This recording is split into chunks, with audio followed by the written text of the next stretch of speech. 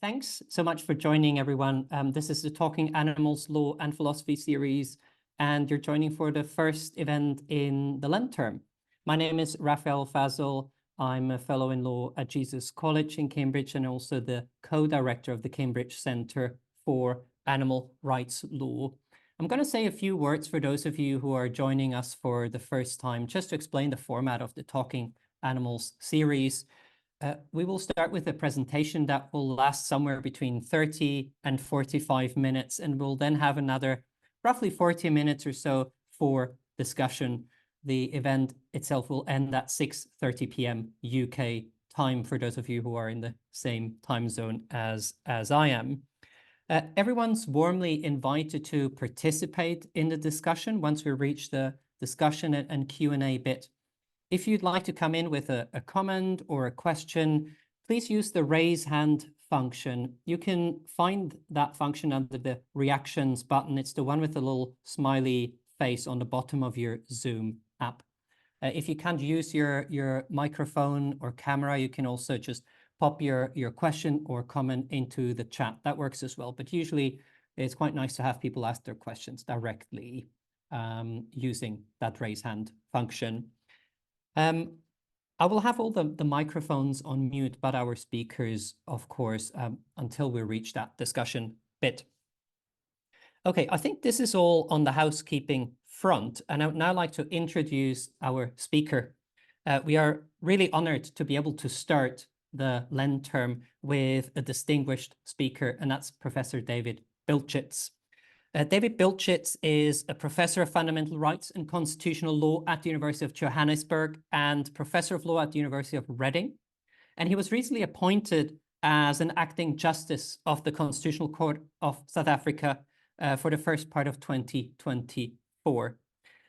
Professor Bilchitz is also director of the South African Institute for Advanced Constitutional, Public, Human Rights and International Law, and vice president of the International Association of Constitutional Law.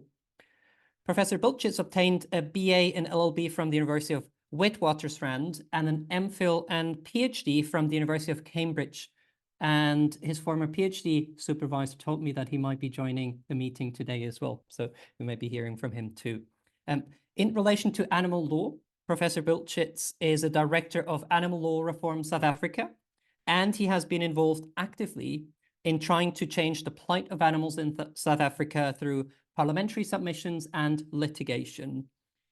He has also written several academic articles considering the changes that the new democratic constitutional order that emerged in South Africa in 1994 should bring about with regards to animals and their legal status and their rights. And he also co-developed and taught South Africa's first animal law course. His presentation today is entitled Justice for Animals, a Wrong-Turn for the Capabilities Approach. Professor Bilchitz, thank you so much for being here today. The floor is yours.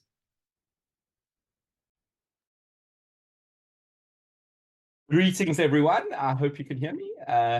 All good. And thank you so much to Raphael for this very kind invitation to address this wonderful series, Talking Law, Philosophy and Animals. And also congratulations for all the good work that the Cambridge Centre for Animal Rights is doing. I've very much enjoyed attending two of the conferences and look forward when I'm able to attend some of these wonderful seminars. And thank you all for attending. As Raphael mentioned, I am currently about to assume a judicial office, and as a result, anything I say should not be taken to indicate how I would decide any particular case or indicate that I'm not open to persuasion in any way in relation to particular matters that come before me and the Constitutional Court. However, I think we are going to have a discussion mostly around philosophy. So whilst that does have quite concrete implications, hopefully they don't have any very specific engagements at hand. So I look forward very much to the discussion. And as Raphael has mentioned, my focus is going to be on this recent book by Martha Nussbaum, Justice for Animals. in which she makes the claim that the capabilities approach as developed in Justice for Animals is the best theoretical ally of all concerned humans working toward an awakening of our kinship with a world of remarkable and intelligent creatures into real accountability for our treatment of them. And that identifies really the ambition of this book, to provide a political, philosophical theory that captures the diversity of animals and our obligations towards this diverse range of creatures. It is, of course, relevant to both moral and political philosophy, as well as law, in determining how legal structures ought to change. And it is an important contribution to thinking around animals and covers a wide range of subjects. So I should say I have admiration for the book.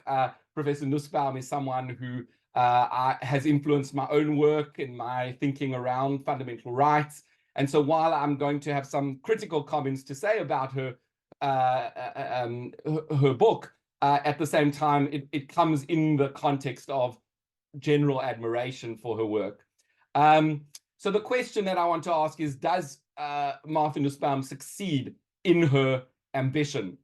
Now, what I'm going to do today is give some background to the capabilities approach, first in the human case, and then consider how it's extended to animals and some core ideas in that regard. And then I'm going to engage with a critical evaluation. I'm going to look at the value dimension, how Martha Nussbaum captures the values, that the value in the life of animals, defining the good for animals. And I'm going to look at some internal tensions that exist, the question of how that good adapts and what kind of problems that kind of creates, and also conflicts between animals and the lack of what I argue is a consistent kind of normative approach in her view.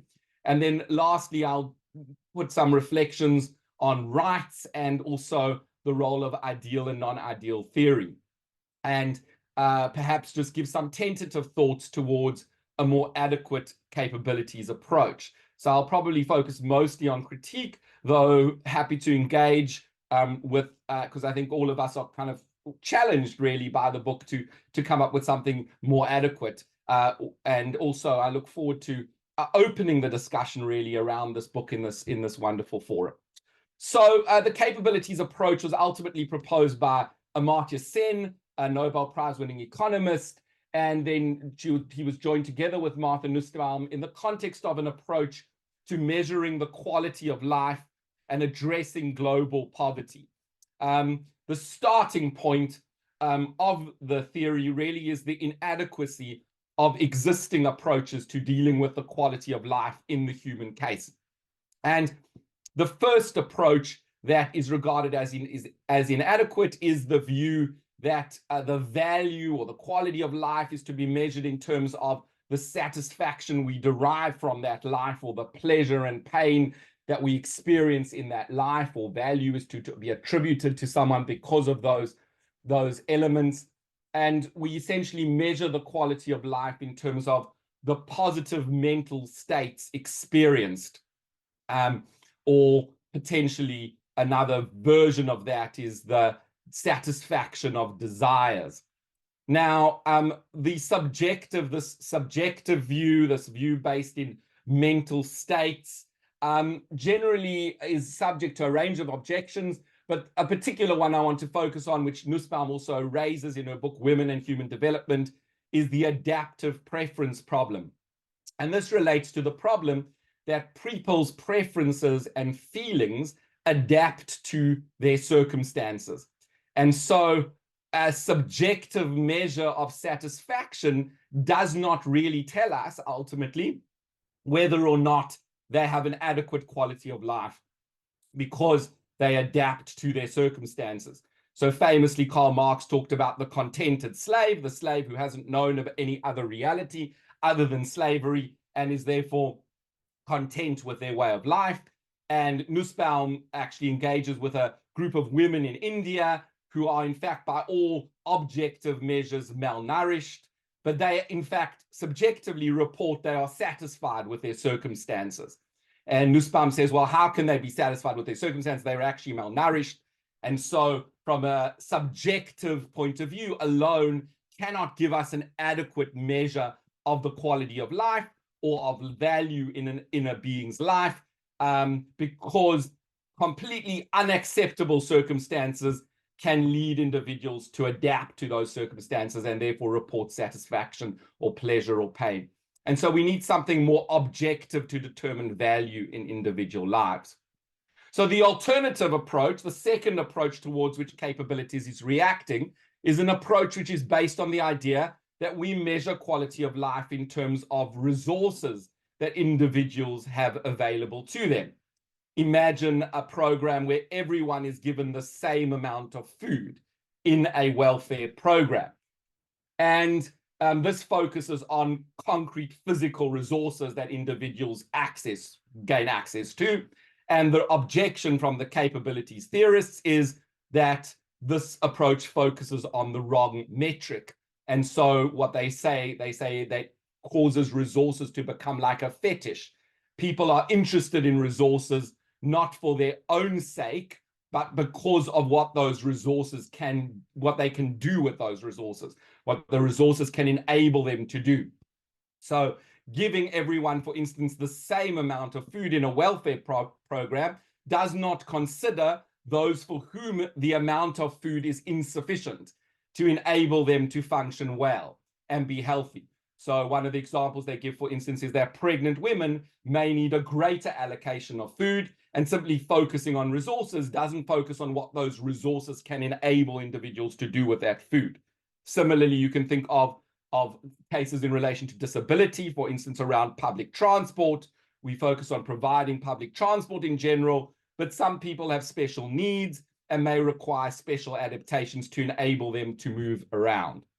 So the upshot is to define the capabilities and to define value, not in terms of satisfaction, not in terms of resources, but in terms of what an individual is able to do and be, right? Value is understood, says Nussbaum, in terms of functionings and capabilities. And we ask not only about the person's satisfaction with what she does, but about what she does and what she is in a position to do. Now, two important concepts here are functionings and capabilities. Functionings are parts of the state of a person, the various things he or she can do in leading a life. And that includes being well nourished, being healthy, and, for instance, our ability to engage in a range of activities, our functioning. Capabilities also draws on functionings, but represents alternative sets of functionings a person can attain. So it includes the idea of different ways in which one can be, and it also includes the idea of choice. So Nussbaum distinguishes the idea of, let's say, someone who for religious reasons has the capability to eat, actually has access to food, is enabled to eat, but chooses not to eat, versus a poor person who lacks the capability to be adequately nourished and has no freedom to choose. And she argues that it's very important to factor in choice in relation to what we are able to do and be. And the capabilities concept also recognizes certain limitations on our functionings, which arise from individual abilities. So not everyone can be a great sports person, for instance. Therefore, I do not have the capability to be a great and to kick the football really, really successfully like some other individuals do. Capabilities are affected by resources. Income affects capabilities. So there's certain things we're able to do and be if we have a certain amount of income versus if we don't. And there are a range of social, environmental, and physical constraints that affect what we can do and be, such as be living in an isolated rural area. And our options in life will be very different to living in an urban area.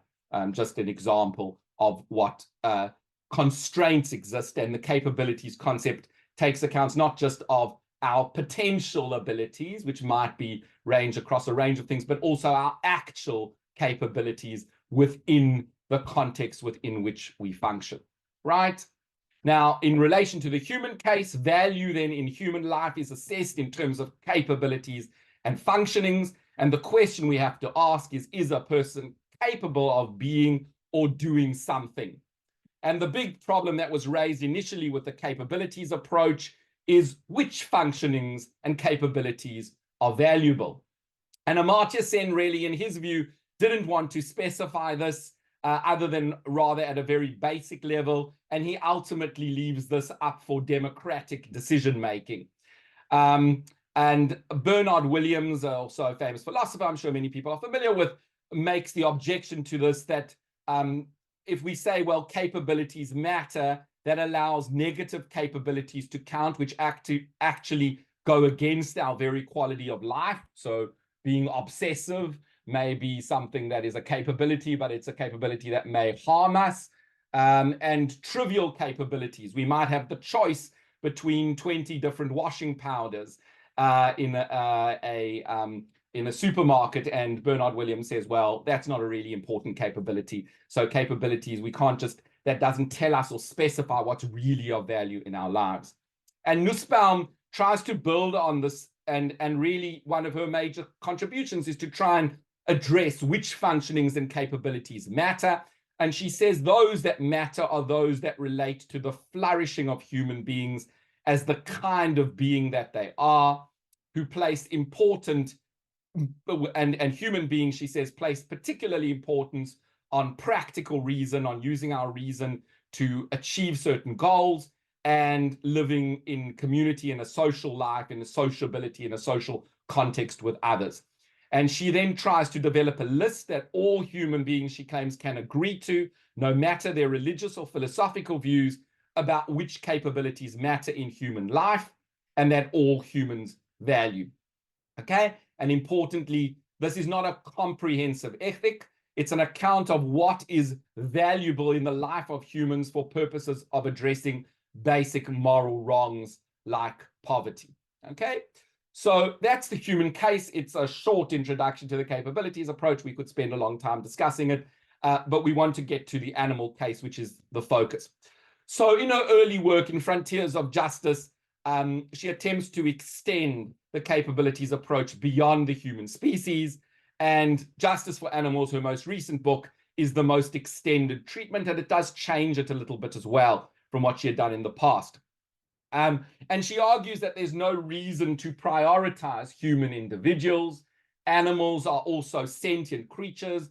They have a consciousness and awareness of the world, and they also have a diverse set of capabilities.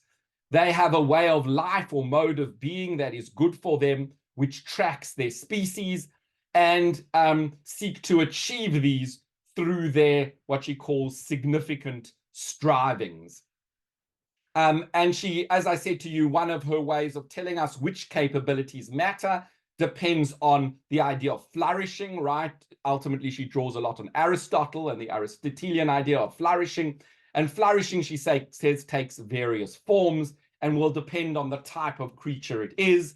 And it's important to be able to exercise capabilities depending on the type of being that one is.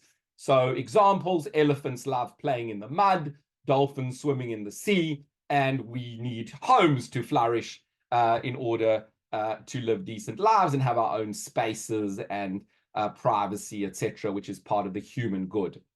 And she tries to develop a list of central functionings and capabilities for each species and across species. So she actually argues it's possible to create a list of capabilities that exist across species. And here's the list, right? I didn't give it to you when I was describing the human case, but actually it's the same list which she applies across different species. And I can't go into the detail of each, but it includes life, bodily health, bodily integrity, then elements that often aren't included, things like senses, imagination and thought, emotions, practical reason, sociability, affiliation, links to other species, interestingly, play and control over one's environment. And she says these kind of basic 10 categories, which we can elaborate on in, each of them has to be elaborated on, provide an outline at an abstract level of shared important functionings and capabilities generally across various species. Okay, so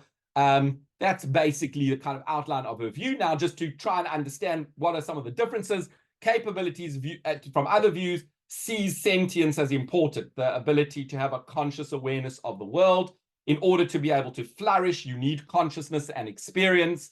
But the difference between it and a rather crude utilitarianism is that it resists the reduction of pleasure to one type of experience with multiple pleasures. So good is not reducible to pleasure. The good includes other things such as friendship and affiliation, freedom of movement, and many other elements. Okay, and I'm going to explain to you this with a few pictures. And value rests in many varied capabilities and functionings. And she says that that she's interested in protecting the dignity of animals, which lies in their specific way of life. And they are, in fact, to be respected like other cultures, like other human cultures are to be respected for their own modalities of life. So to fix our ideas, here's an example of an elephant in a zoo performing something that would be an unnatural kind of trick for the elephant, right? And she kind of says, well, an elephant in a zoo may not be maltreated. We may think this is an example of a maltreated elephant, but we might think that an elephant in a zoo it may not be maltreated. They may not have necessarily negative experiences of being harmed or hit. They may be given food, but at the same time, the elephant isn't able to realize many things that elephants do in the wild. It's not able to realize the goods that elephants have to roam over large areas, to forage, to play in the mud, to do many of these things that elephants in the wild do. And so even if the elephant subjectively is not experiencing pain or distress, the elephant itself is not living a good life as it is to live as an elephant, right? The elephant actually isn't achieving flourishing as what it means to be an elephant, okay? And elephants in the wild, on the other hand, they're part of family units, big family units often. They forage, they enjoy, and they essentially are able to achieve all that's good in relation to an elephant, okay? And this is, by the way, I'm describing what would be the initial way in which the capabilities approach is understood. I'm going to have reason to question this way of laying this out, but to understand the ideas, it's important to understand that utility or a focus on pleasure and pain would worry about, is the animal subject to suffering? Is it having negative mental experiences? And if it doesn't, well, then it's okay. But Nussbaum's saying there's more to good life for an elephant than just negative, positive experiences. It must be able to do and be the things that an elephant can do and be, right?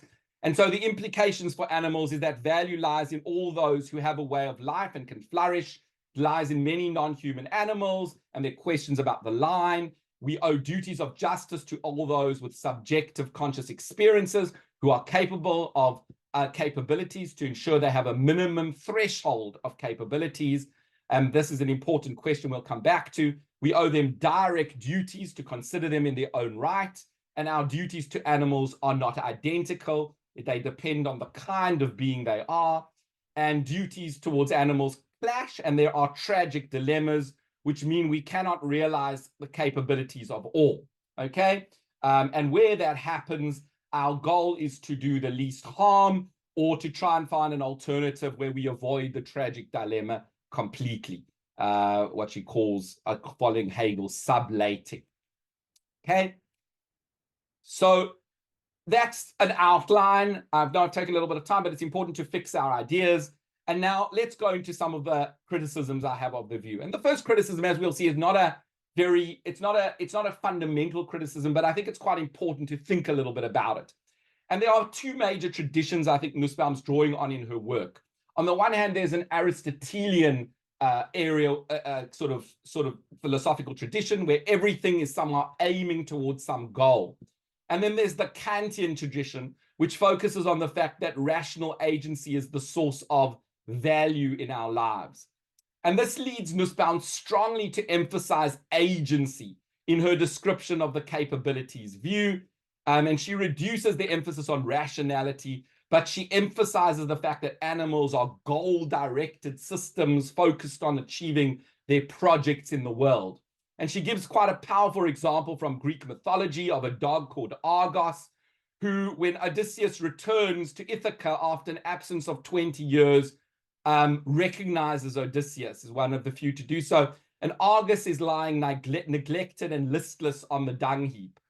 And she projects the following onto Argus. She says that because he was too old to work, he had a sense of loss of status and uselessness.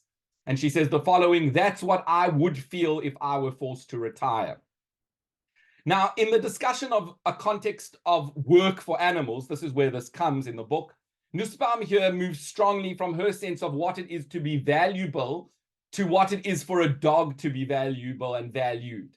And this leads her to argue that dogs of certain breeds can live richer and more fulfilling lives if they are working rather than sitting idle in houses. Now, it is by no means clear to me that dogs necessarily gain value from work per se. They, I think, become extremely listless and unhappy because they are bored due to not being able to run, to frolic, and to perform the activities natural to a dog. What is wrong with the Aristotelian or Kantian picture is that it fails to contemplate that animals may in fact not be interested in a sense of their own agency or achieving goals.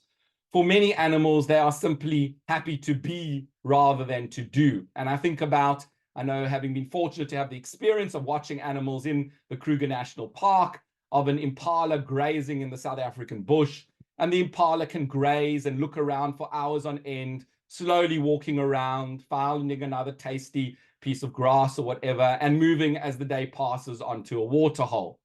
The impala has its own way of being, and of course, in some sense, it acts in the world, but it is not focused on achieving some goal, nor it is in some sense seeking to be a change agent in the world. And I think one of the issues we have here is we should avoid making other animals in our own image. And I'm much more with J.M. Coetzee in The Lives of Animals, when he tries to capture the nature of animals in the following way, in a very, very beautiful, I think, very deep passage.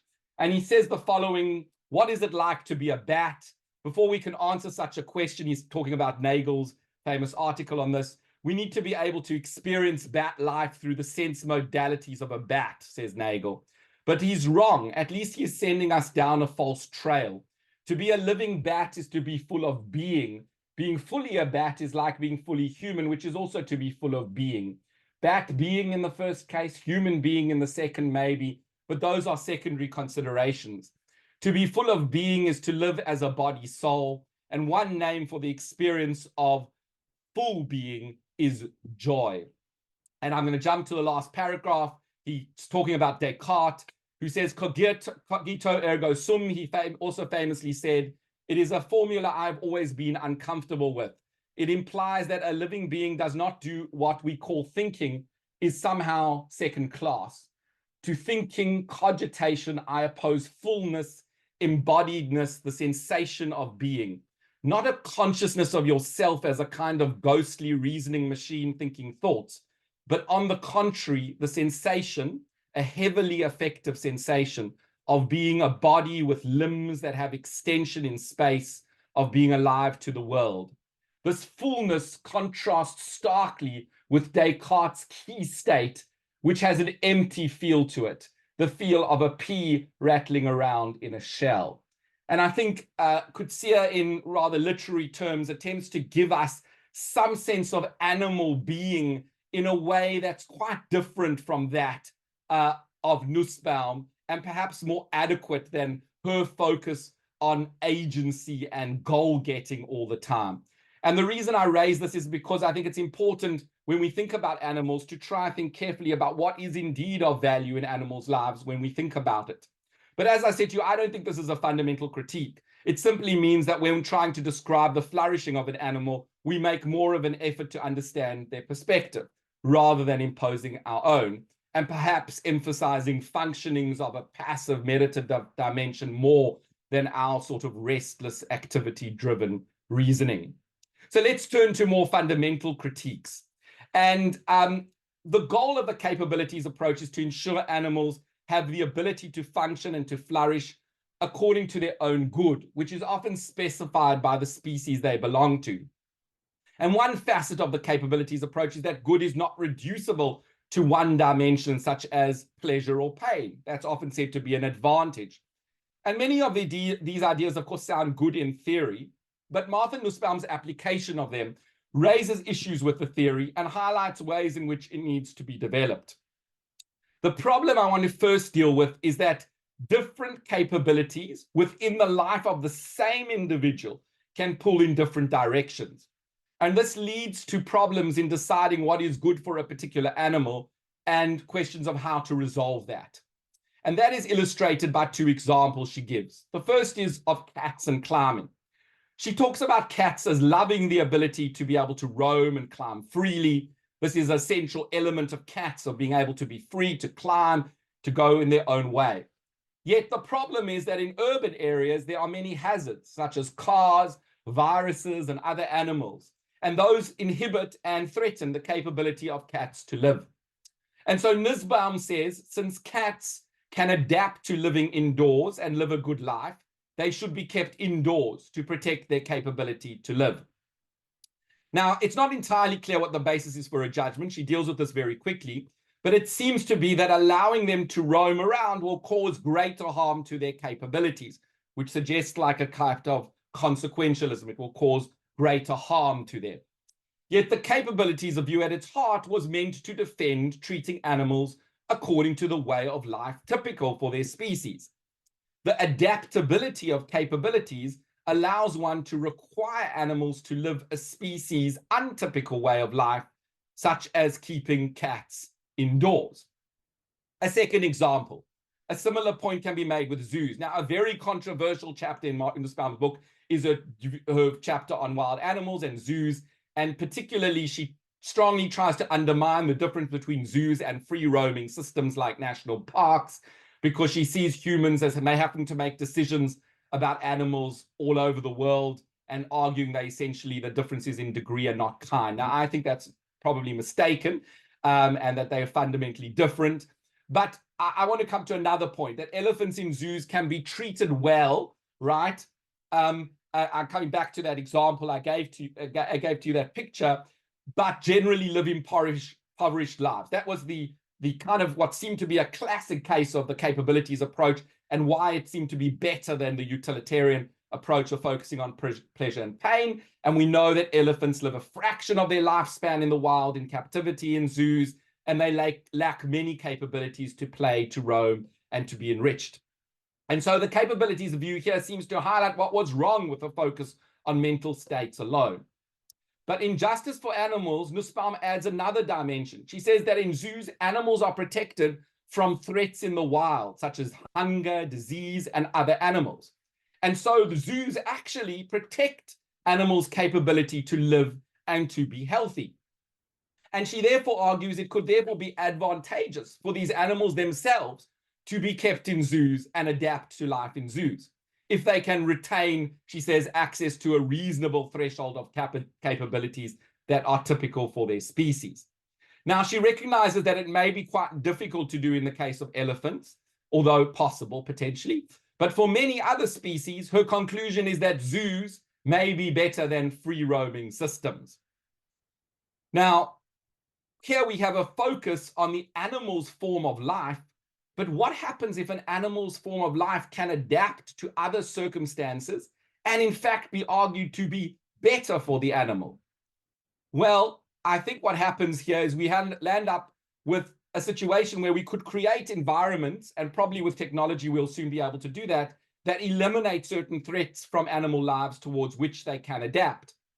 These environments, though, change the nature of what it is to flourish as that animal and undermine their ability to live free lives according to what is traditionally understood to be their good. Is that acceptable? Well, in my view, that leads to a type of paternalism run wild, ultimately subjecting all animals to permanent human control and potential domestication, supposedly in their interests. Now, how are we to understand animal interests in this context? If we have different capabilities pulling in different directions, it is difficult to see how we can make decisions about what is good for that animal. And Nussbaum provides very little guidance here other than through intuitions. She seems to talk about the notion that we must cause the least harm to capabilities. To make judgments in this regard, it seems that we need some sense of the overall good of the animal as a whole. And that could potentially be consistent with the capabilities approach. What overall would contribute to the flourishing life of individual animals of that type? Now, one of the problems is what Nussbaum raises is risk, that life comes with a range of risks. Our capabilities as mammals to climb comes with the risk of falling. And we could place children, for instance, in a series of interconnecting rooms without any access to kitchens, which pose hazards to children, and try and minimize harm to them as much as possible. But I would argue and suggest to you that to do so would undermine the ability of children to develop a range of uniquely human capabilities, to learn how to navigate their environment, to climb. I am fearful to even recall some of the things I did as a child, climbing in all kinds of precarious ways, to swim, and to deal with risk. And so we can remove animals from natural conditions of their flourishing, supposedly for their own good, cats, elephants, and antelope. And by doing so, we may well protect them against certain harms. But doing so also fundamentally undermines what it is to live a good life as the type of creature that it is. And part of the good for elephants, I would argue, is to be able to roam and to solve problems in their environment. Part of the way of life of an antelope is to be alert for predators and to be able to run away when needed. Through changing the good for these creatures, we undermine what it is to live a good life as those creatures and demonstrate disrespect for their good. And so I think what we have here to some extent is also, when we think about adaptation, is the re-emergence of a different type of adaptive preference problem. Think about, in the human case, the contented slave with a benevolent master who reports they are satisfied with their living conditions. The problem of a subjective view is how it relates to how their preferences have adapted to their circumstances. And the capabilities approach was supposed to function on the basis of objectively saying, well, people actually need a certain freedom to determine your own life if you are to live a truly human life. But if capabilities adapt too, does not this undermine the objectivity of determining what is in the interests of the contented slave? Let's imagine, for instance, back in the days, obviously slavery is a repugnant institution, but let us think about those days when it existed, and the fact that someone who was released from slavery might fall outside any social welfare net and land up perishing or living a very unpleasant life on streets in the USA where their survival is threatened. The slave has adapted to their circumstances and says, well, I would prefer to be with someone who doesn't beat me, who provides me with shelter. I would prefer to live in those kind of conditions. How would we react to such a view?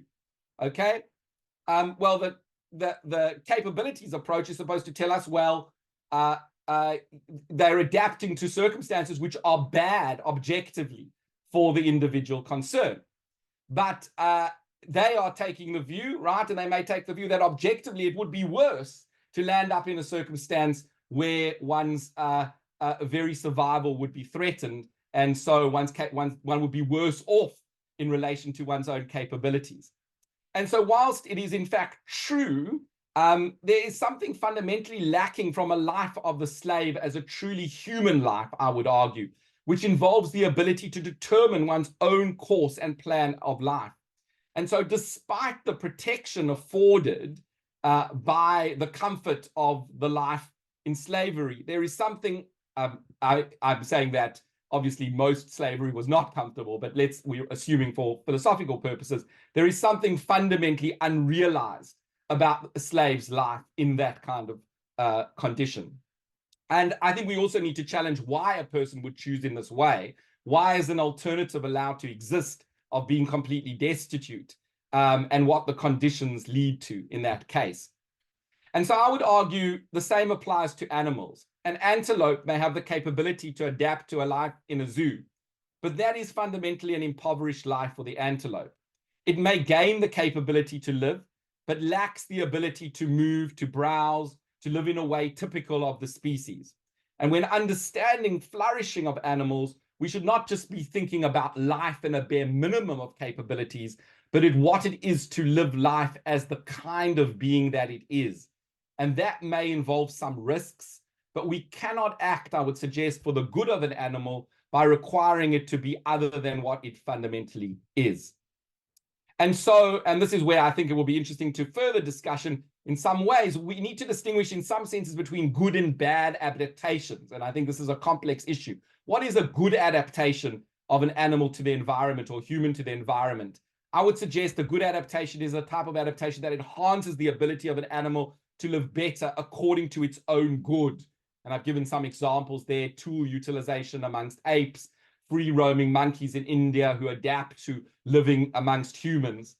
Bad adaptations, however, changes the way of life of that animal for our purposes or for purposes of maintaining its survival due to external threats we impose. And so there's a tension here that comes up between surviving and flourishing and living well.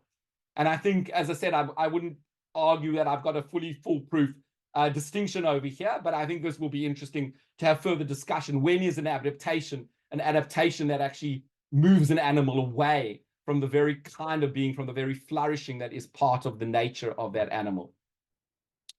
Third critique. The capabilities theory started off as a theory of the good for humans and animals. And Nussbaum wants to work it up to a theory of justice. For this, she needs a range of normative principles of how we ought to treat capabilities. And as I suggested to you, there are different strands here. There's a threshold view. The goal of the approach is to aim at a high, or there's a Kantian view that we must treat individuals as ends in themselves and with dignity and with respect. She doesn't ever say that she's adopting some kind of consequentialist view, although I'm going to suggest to you she does. But there's very limited discussion. This is a surprise of the normative approach underlying her view, unlike, for example, in Korsgaard's book, Fellow Creatures. Now, the first two examples involved understanding what is good for a particular animal and how we should treat it. There are, of course, clashes as well between capabilities of different creatures, which raise normative questions more squarely. While supposedly Kantian in approach, her application of her principles tend very much towards a rather crude utilitarianism and maximizing the best consequences. They also rely on intuitions without a deep engagement with reasons. And I would suggest to you the lack of the clear ethical principles affects our ability to address tensions between the capabilities of different individuals. So a few examples here. I know there's some time limit, so I'm going to try and limit what I say. Animal experimentation. Nussbaum moves very quickly from the permissibility of such research as a whole and simply states very few defenders of animal rights seek the abrupt termination of all research using animals. Right? The fact that very few people say something isn't an argument in itself, and she tries to move beyond this question to focus on the reduction of harm to animals in laboratories. Now, I agree that's no doubt important, but it is not clear on the basis of which normative principle she can do so. She posits the question as a tragic dilemma. But the use of animals in experimentation is very different to a situation where what you or I are suddenly being attacked by a predator. In the latter case, it is quite clear one may invoke a self-defense principle. In animal experimentation, no such dilemma really arises. The monkey, rat, or rabbit that is experimented on poses absolutely no danger to any individual. There is instead the deliberate taking of a healthy creature with a life form of its own and utilizing them for purposes that will usually not advance their own welfare or well-being. And this seems to me the very definition of treating an individual animal merely as a means towards greater social purposes.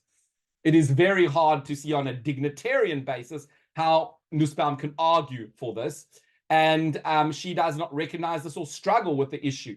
Discarding the Kantian aspects of this view, rather, she seems to adopt a purely consequentialist view that this would be important for greater social purposes. And one of the disturbing aspects I'll suggest to you in the book, although interesting, is she uses the results of rather problematic research without ever qualifying and saying that this research is unacceptable.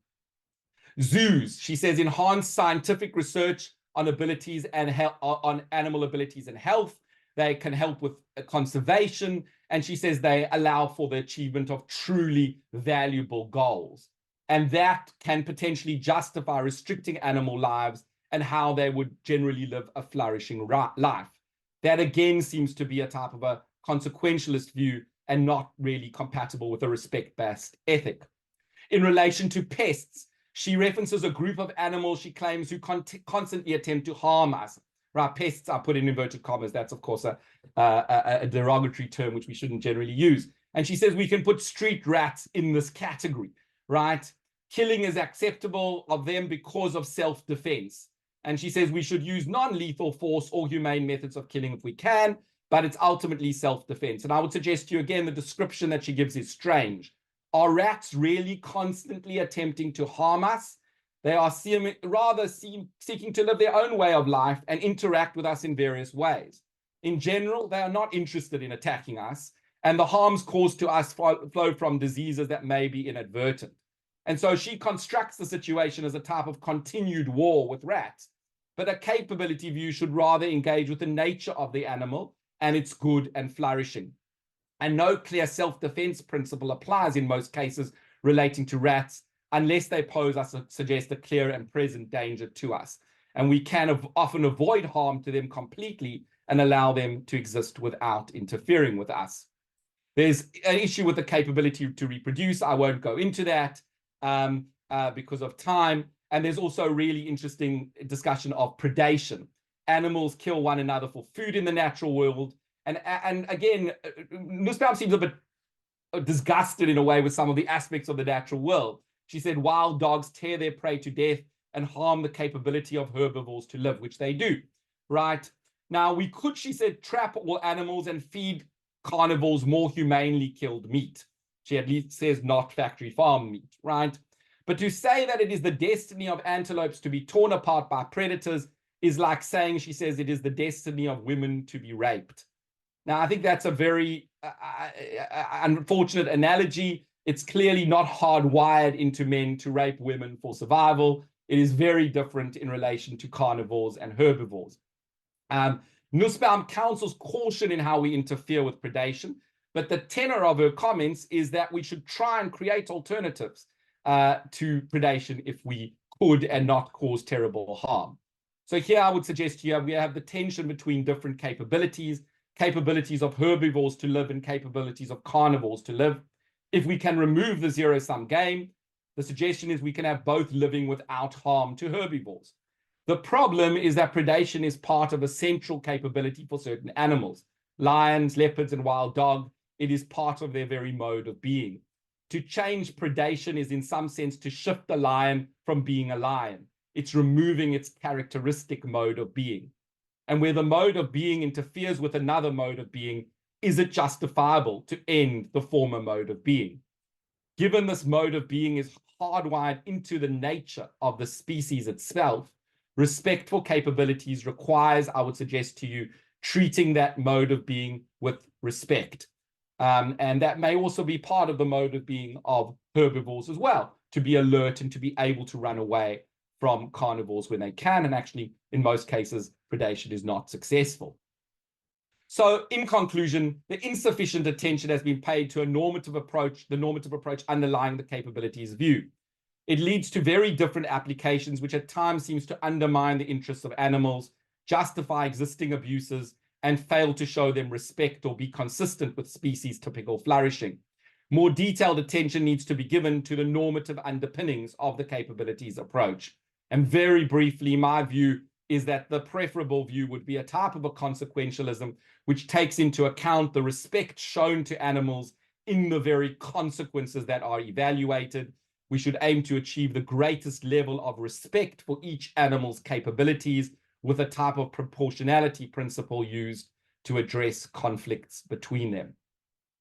So very briefly, I just want to mention to you rights and duties. Nussbaum mentions that she's in favor of animal rights, but imperfect rights, that are rights not against any definite person or animal, but rather against all human beings. Ultimately, animals have rights against some collective of humanity, which is required to engage in collective action. And our duty as a group is to organize such that animal rights are protected. Now, it is entirely unclear to me why she sees the rights of animals as imperfect in this way. Nussbaum argues that wrongs to animals are injustices, and she also draws on Mill, who argues that justice ultimately is focused on perfect duties flowing from various wrongs. Why then say that they're imperfect? Why does the harm to an animal's capability not create corresponding duties on individual humans not to harm those capabilities? And she seeks refuge in a vague notion of collective responsibility. But if animals matter as individuals, have dignity, then that places ethical responsibilities on every human to treat animals in a decent way. And I worry that this collective focus can lead to an avoidance of individual responsibility. And so in moving to a conclusion, in the chapter on law, Nussbaum writes about the importance of having the correct ideals to guide the development of law and our action towards animals. As I've argued, my problem with Nussbaum's book is partly about her articulation of the ideals and the failure to create a coherent set of normative principles. At the same time, one of my concerns is that she continually brings in the non-ideal state we are in into the formulation of the ideals, rather than separating the two. Instead of taking her arguments to their logical conclusions about, for instance, animal experimentation, she is concerned about essentially allowing for the status quo to continue with modifications. And that in turn undermines the clarity of what the ideal state in fact is. Instead, in my view, what those of us concerned of animals need to do is two things. We need a fearless pursuit of what is in fact ideal, and an understanding of how the non-ideal conditions we are in mitigate and shift our obligations in the present.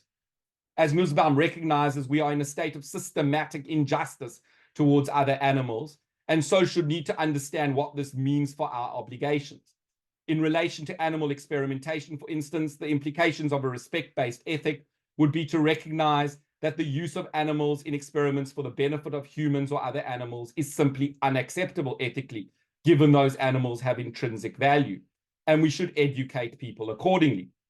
Given the fact that so few in our society share this conviction, and many are implicated in practices of harming animals in reaching that ideal, we need to recognize that in the non-ideal conditions currently, we are duty-bound to try and reduce the harms to animals in laboratories as much as possible, and adopting many of the good recommendations that Nussbaum makes to try and improve the lives of animals in laboratories. And so in terms of the way forward, Nussbaum outlines a view which has many attractions. It can recognize the multiple dimensions of the good for individual animals. It recognizes the wide diversity of creatures that exist. It encourages respect for their ways of life. I have sought to highlight, however, several difficulties that emerge in translating some of these more abstract ideas into concrete examples. And in the last slide, I'm just going to lay out some of those that I think need to be attended to in developing a more adequate theory. We need to ensure that we capture the good for animals in their own terms, and we do not overemphasize aspects we value. We need to recognize diverse capabilities clash, but all must work towards the overall flourishing of the kind of being that it is. We need to recognize a coherent set of normative principles underlying capabilities and how to address conflicts between individuals.